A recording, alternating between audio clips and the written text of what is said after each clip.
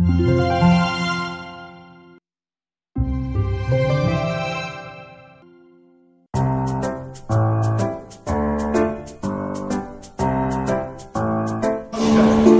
করছি ছুটি নাটক ভূমি। রচনা গৌতম চক্রবর্তী, অভিনয়ে ভাই শাঠি দত্ত, মা শোভা রায়, দিদি অর্পিতা দত্ত এবং গার্বান অভয় বিশ্বাস। শুরু করছি নাটক ভূমি।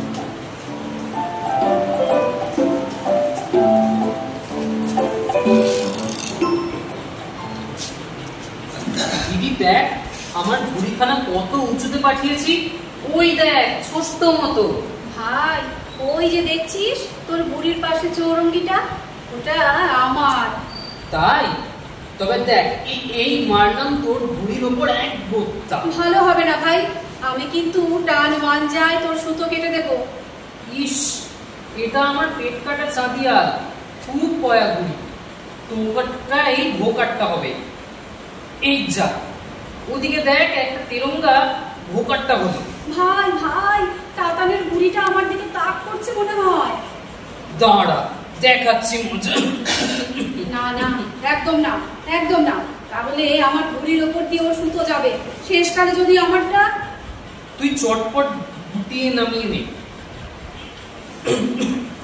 আয়, এবার আমরা জায়গা বদল করি। ওরে বাবা, এইদিকে তো পলাশেরটা, ওর মাঞ্জা খুব কড়া। দেখ, বলতে না বলতেই আমার পিছনে ধাওয়া করেছে। কিছুক্ষণ আগেও আকাশটা ফাঁকা ছিল, এখন একেবারে ঠিক ঠিক করছে। কত রং বেরঙের ঘুড়ি। ঠিক বলেছিস, যেন আকাশ গয়না পড়েছে। কি ভালো লাগছে। বাবা রিটায়ারমেন্টের আগে এই কিরণপুরের বাড়িটা না কিনলে সেই কাঠখোট্টা শহরেই থাকতে হতো এখন। দিদি, তোর ঘুড়ি সামলা, পলাশ তোর ওপর সুতো ফেলছে। টান টান, জোরসে টান। আমার লাটাইটা ধর, আমি টানছি সুতো। টান ভাই, টান তো। এবার বঙ্কুম আমার মাঞ্জাটা পরক করুক পলাশ। ওই ওই ওই, বোকাটা বোকাটা। কেটেছে কেটেছে, পলাশের ঘুড়ি কেটেছে। এবার নামিয়ে নি বাবা, বেলা পড়ে আসছে। আর একটু থাক না দিদি, আর একটু সন্ধে হোক।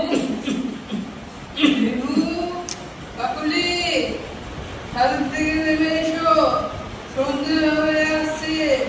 ন্যাড়া ছাদ, আমি তুলসী মঞ্চে পুজো দিতে যাচ্ছি। ভাই, আমারটা কাছে এনে ফেলেছি, তুই তাড়াতাড়ি দুটো। কি হলো, কোনো নতুন নেই কেন? কথা কানে যাচ্ছেন না? দেখুন শরীরটা খারাপ, কবে টাইফয়েড থেকে উঠেছে। সন্ধ্যের বাতাস লাগলে বাবা, হাঁটুর বেলায় সিঁড়িতে ভাঙতে কষ্ট হয়। মা, তুমি আবার উঠে এলে কেন? এসেছই যখন, দেখো আকাশটা কেমন সুন্দর ঘুরিতে ঘুরিতে ছয়লা। এক্ষুনি ঝাপ করে অন্ধকার নেমে হয়ে যাবে। এখানে এরকমই হয়, তখন কিচ্ছু দেখা যাবে না। এই অজ পাড়ার গায়ে তোদের ভালো লাগছে? আমি তো খুব হাঁপিয়ে উঠেছি। আশেপাশে কেউ নেই, ফাঁকা শুকনি মাঠ, ঝোপ জঙ্গল, বাদুর শুকনের আবাস। ছি, তোর বাবাকে আজই মোবাইলে বলবো, আমি এখানে থাকবো না। আমাদের কিন্তু জায়গাটা বেশ ভালো লেগে গেছে মা। পুকুরে সাঁতার, ধান খেতে রাল করে স্কুলে যাওয়া, আর স্কুলের বন্ধুরাও কি সরল সুন্দর। দিদি দিদি, যা, ওইটা রঘুর ঘুড়ি ছিল। আমার অমন সুন্দর চারিয়ালটা কেটে দিয়ে গেল। ইস, আমার প্রিয় ঘুড়িটা। এই কে সুতোটা টানছে রে? কে টানছে? ছাড় ছাড় বলছি। আমার কাছে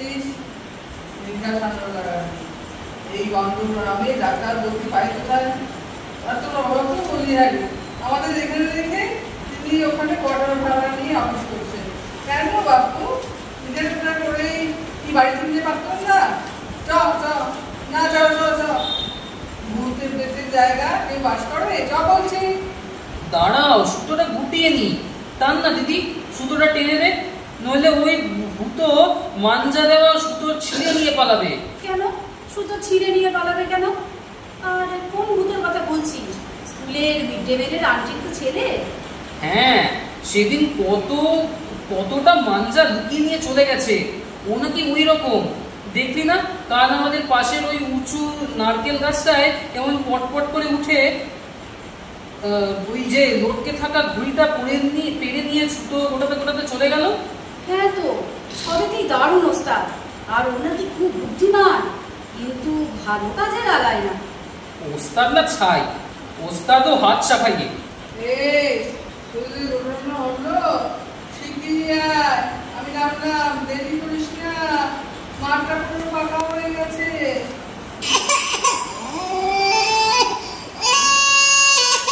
শুনলাম এখানে বাচ্চা কাচ্চা কোথায়? ওরে কাকি, বাবা নিভু, তাকে বুঝা নেমে যাও বাবা, এই বুঝেন না যায়। সত্যি তো। এই দিদি, কি দেখছিস এদিক ওদিক? আরে দেখছি কোথা থেকে আওয়াজটা এলো। সত্যি অদ্ভুত তো। কেউ তো ওই ওই মাঠে শুতে তো বাচ্চা দিলে যায়নি তোকে। চল না টর্চ নিয়ে গিয়ে দেখি। খবরদার বলছি, মরবার ইচ্ছা হয়েছে না? মরবার ইচ্ছে শুনেছি এই জায়গাটা আগে সকালে ছিল, তাই এই তলাতে কেউ বাড়ি করেনি।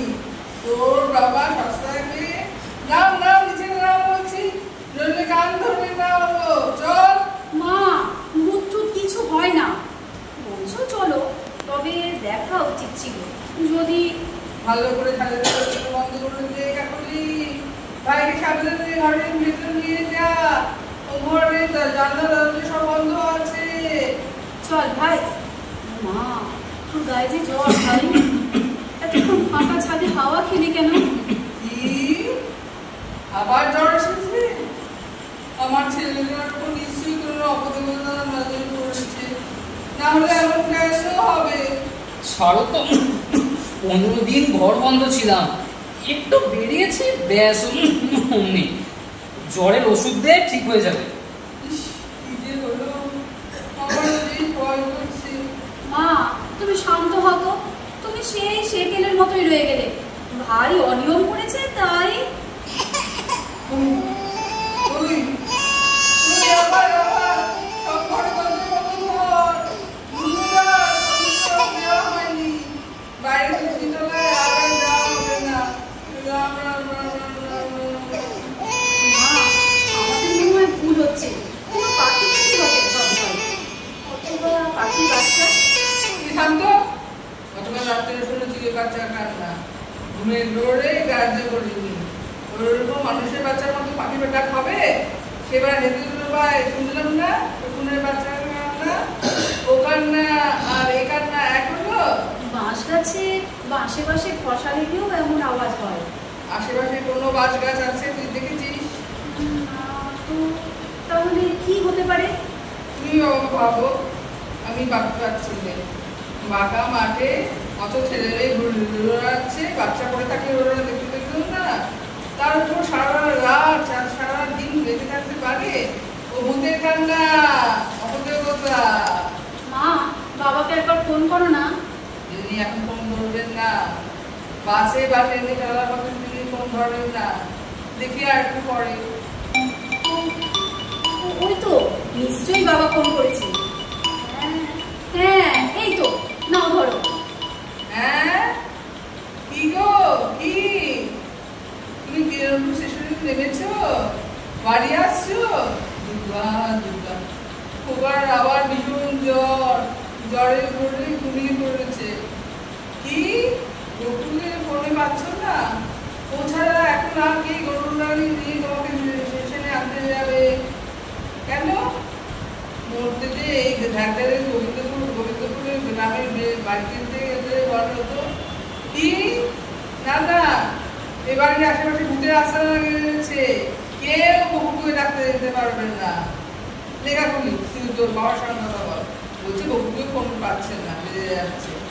হ্যালো বাবা, তুমি বকু কাকুকে পাচ্ছ না?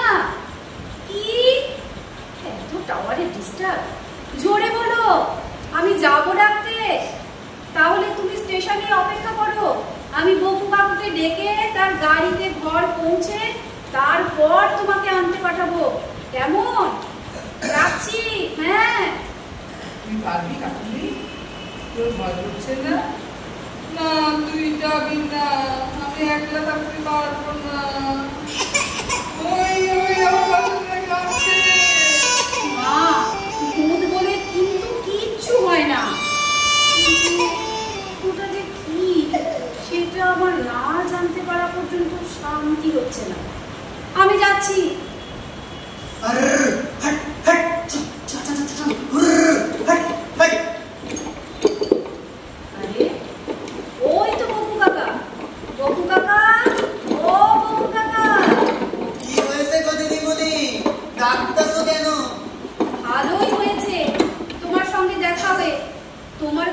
যাচ্ছিলাম, বাবা তোমাকে মোবাইলে পাচ্ছে না, স্টেশনে অপেক্ষা করছে।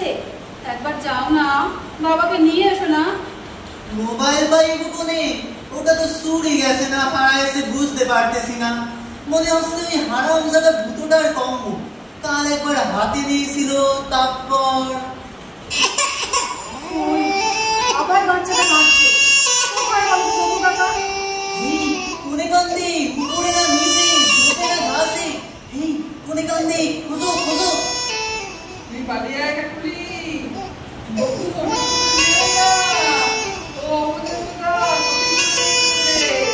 খেতি অপরিচিত কি করেছো? হ্যাঁ রে, খুঁজে পাওয়াটা এখন আমার খুব জরুরি। তোমার ভয় করছে না বাবু কাকা? ভয় করবে কেন? এইটা তো আমারই হারানো বাচ্চা দিদিমণি, ওই উপর থেকেই আসতেছে। তোমার হারানো বাচ্চা? মানে তোমার বউ? এই বাবা, এই বাচ্চা হতে হবে? এইটা আমার মোবাইলের রিংটোন বাজতেছে গিন্নিমা, নারকেল গাছের মগডালে না? তাই বলো মা, এবার বিশ্বাস হলো তো ভুল করে কিছু হয় না? দেখো কাইন্ড, ওই নারকেল গাছ থেকে আওয়াজটা আসতেছে। তাই পাইরা আনি, টর্চটা ধরো তো দিদিমণি। এটা নিশ্চয়ই ভূতরই কাজ। কাল নারকেল গাছটা থেকে লটকানো ঘুড়ি পারবার নাম করে ওইখানেই লুকিয়ে রেখে গেছে। একবার হাতে পাই তারপরে ওরে দেখাবো ঘুড়ির মতো কইরা ভুতুরে লটকাইয়া রাখুন কাল গাছের ডালে। হ্যাঁ হ্যাঁ, উচিত শিক্ষা দিতে হবে ওকে।